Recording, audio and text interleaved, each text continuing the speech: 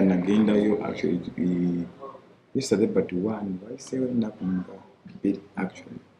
Yeah, again, about my concert was minimum banga, and they wanted her to be the chief guest. That they since called in the Musoga concert, and she's a prominent Musoga, so I wanted her to be the chief guest. And my mission was successful. Abantu abayo ne bagenda kwebuuza buli muntu yenna nga Musoga genda omutuukirira.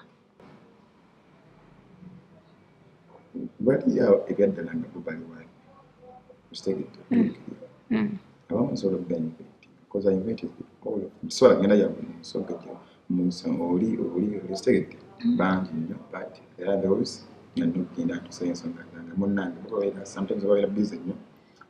Mania, what's on the ground, so you have to go and reach out to them. Abaganda too, actually when you show your gala, they can so that they can even endorse you. Wataka erugo g'ekivvulu abantu abasinga ne bagamba mbu topapiye mumbu wanene kuggwa.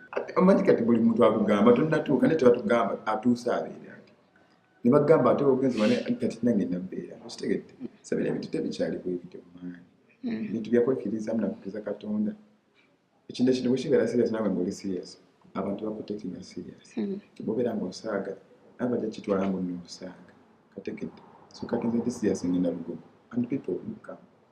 Abayimbi b'e Busoga twabamiitingako emabegako wali eri nga bagamba bo tebayambiddwa gwenga gwe afuddeyo n'ojja n'osala n'ojja eno. Teri agenda kuyamba bino ebintu biri ku bulamu bwo nze asidikibwa enkikuba esente zigenda okufuna mu music 90% zigenda kuba zikola ku bulamu bwange kati teri muntu agenda kuvaayo agambe kangende enyambe ya CD abeere bulungi mu bulamu bwe agenda okudde. So omuntu okuyamba olina sooka kubeera nga olina kyewikoledde olina kulwana amasajja kati sometimes tutuula gye tubeera comfortably seated n'ogamba I need people to help me. They are not going to help you. Bagamba mu myogo mulimu ekikono kingi gwe ki ekikuyambye okulaba ng'olemezaamu n'osigala ng'ogenda maaso. Si munda omuka everywhere bo bagenda okugenda awatali oba otunda dduuka omanyi osobola okubeerawo nga gusiika musikiri ate oli atunda bogo yanajja n'akukola ebintu nga byemukola biri totally different. Ebbanga ly'omaze mu ndongo okozeemu ki gwe nga gwe byewakakolamu n'ogaba bino byenyumirizaamu era kyekinkumye ndaba nga nina kino na kino na kino. Sijja kugamba muno bingi bitono that's why nkyanoonya era nkyankoledde kuba kati I have many goals and big goals zenjagala this time banga kyali mulamu Allah kyampadde obulamu njagala I want to achieve those goals.